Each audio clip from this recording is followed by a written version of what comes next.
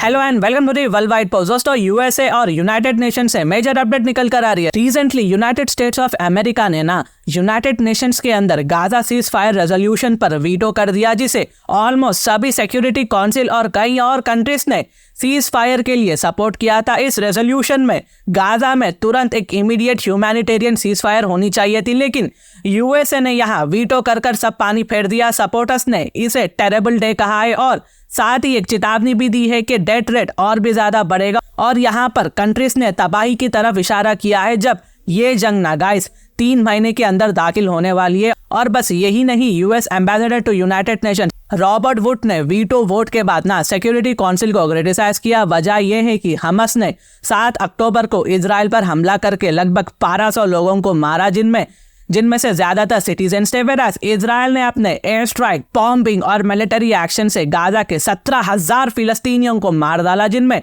6,600 तो सिर्फ मासूम बच्चे थे और इनमें से 70% औरतें और बच्चे हैं। 46,000 से ज्यादा लोग जख्मी हुए हैं और ये आगे कहते हैं कि इजराइल अपने आप को बचाने के लिए सेल्फ डिफेंस किया है। यूएसए इजराइल को सपोर्ट करता है। उन्होंने कहा कि मिलिट्री एक्शंस को रोकना हमास को गाजा पर हुकूमत करने का मौका देगा और सिर्फ अगले जंग के लिए बीज बोएगा। देखो, अगर मैं प्रैक्टिकली अपना व्यू पॉइंट रखूँ तो यहाँ Joe Biden American tax payer का पैसा सिर्फ बर्बादी कर रहे हैं। फ्रांस के प्रेसिडेंट इमैनुअल मैक्रोन ने ऑलरेडी ये स्टेटमेंट दे दिया है कि अगर इजराइल को हमास को खत्म करना है तो इजराइल को 10 साल लगेंगे, क्योंकि हमास 7 अक्टूबर की प्लानिंग आज से नहीं सालों से किया है। और गाजा के अंदर जो लॉन्ग टनल है इसका एक बेस्ट एग्जाम्पल है। इजराइल की इंटेलिजेंस कंप्लीटली फेल हो चुकी है इस मामले में।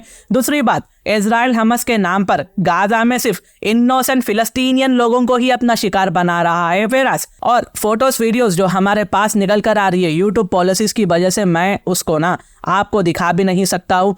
तो लेकिन हालत अभी के लिए बहुत ही ज्यादा क्रिटिकल है गाजा में। Egypt, Jordan, फिलिस्तीनियन authority, Qatar, Saudi Arabia और टर्की के फॉरेन मिनिस्टर्स ने यूएस एडमिनिस्ट्रेशन को सीज फायर के लिए अपनी स्टेटमेंट को स्ट्रॉन्ग करने के लिए फ्राइडे को वॉशिंगटन में मुलाकात की कोशिश की, लेकिन ये मुलाकात यूएन वोट के बाद हुई है। मतलब वोट आने के बाद इनकी मुलाकात हुई है। वोट के बाद बहुत सारे फॉरेन मिनिस्टर्स यूएस के वीटो पर बहुत ही ज्यादा डिसअपॉइंट है और अपने स्टेटमेंट में कहा कि सिक्योरिटी काउंसिल अपने मैंडेट से, अपने काम से आइसोलेट हो रहा है, जो कि इंटरनेशनल पीस और सिक्योरिटी को इम्प्लीमेंट करने में फुलफिल नहीं कर पा रहा है, कामयाब नहीं हो पा रहा है। रशिया के यूएन एम्बेसडर डिमित्री पोलियान्स्की ने कहा कि ये वीटो मिडिल ईस्ट की तारीख का सबसे अंधेरा दिन है और आगे उन्होंने यूनाइटेड स्टेट्स पर इल्जाम लगाया कि फ्यूचर में फिलिस्तीन और इजराइल में होने वाली लाखों औरतें और बच्चों की मौतें यूनाइटेड स्टेट्स ने एक तरह से वीटो कर हुक्म दिया है। आगे दिमित्री पोलियान्स्की कहते हैं कि हिस्ट्री हमेशा वॉशिंगटन के एक्शंस को जरूर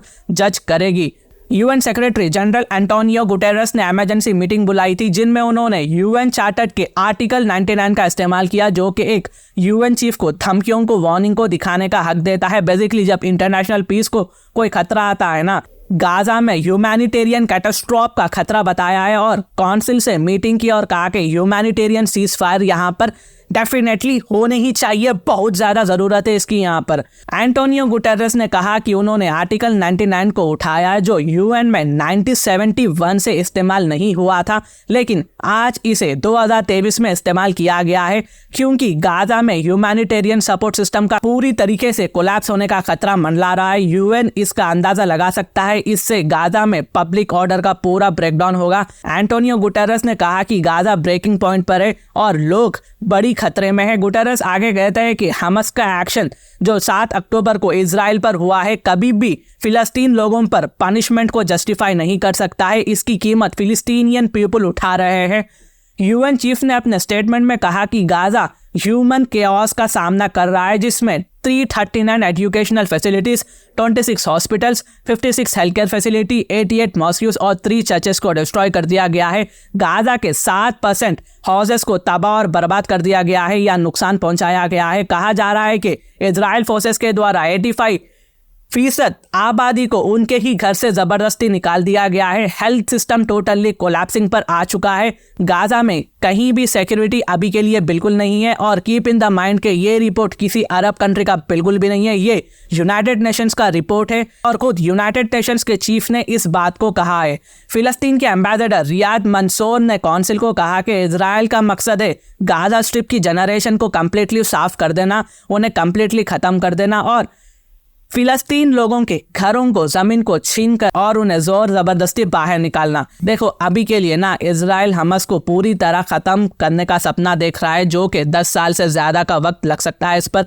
लेकिन मैं एक बात क्लियर कर देता हूँ, ये सब यहाँ पर ना नेतन्याहू की पॉलिटिक्स है। नेतन्याहू यहाँ पर सब जेनोसाइड कर इजराइल का प्राइम मिनिस्टर रहना चाहता है। हाइपोथेटिकली स्पीकिंग के जिस दिन नेतन्याहू अपनी गद्दी छोड़ देगा ना, सीज फायर अपने आप हो जाएगा या फिर करा दिया जाएगा। यहाँ नेतन्याहू बस वोट्स के लिए इजराइल को ये दिखाना चाहता है कि देखो मैं आपका प्राइम मिनिस्टर, आपके लिए कितना क्या क्या कर रहा हूँ, क्या क्या मुसीबतें उठा रहा हूँ, कितनी परेशानी झेल रहा हूँ और पूरी दुनिया से लड़ रहा हूँ। हालांकि इजराइल के लोग नेतन्याहू से बहुत ही ज़्यादा नाराज़ है, क्योंकि ये कॉन्स्टिट्यूशनल पावर इजराइल में चेंज करना चाहते हैं ताकि इजराइल में सुप्रीम कोर्ट से ज़्यादा प्राइम मिनिस्टर यानी नेतन्याहू के पास पावर ज़्यादा हो। तो देखना होगा कि अरब का क्या एक्शन आता है। फॉरेन मिनिस्टर्स अभी के लिए वॉशिंगटन में हैं, क्या मीटिंग होती है, सिर्फ मीटिंग होती है या कंडेम होता है या फिर ग्राउंड पर ज़्यादा वर्क नहीं हो रहा है, ये कब होगा देखने वाली बात होगी। हालांकि ये वॉर को स्टार्ट होकर बहुत सारे वीक्स हो चुके हैं। मैं इससे रिलेटेड कुछ भी अपडेट्स आती है तो आप तक लाऊंगा। अगर आपको कुछ भी डाउट होना तो आप मुझे कमेंट करें, मैं आपको उसका जवाब दे दूंगा और साथ में हार्ड भी दे दूंगा। और अगर मेरी वीडियो इन्फॉर्मेटिव दिखे तो इंटरनेशनल अफेयर्स के लिए आप मेरे चैनल को सब्सक्राइब कर सकते हैं। Thank you so much, thank you for hearing and God bless you all.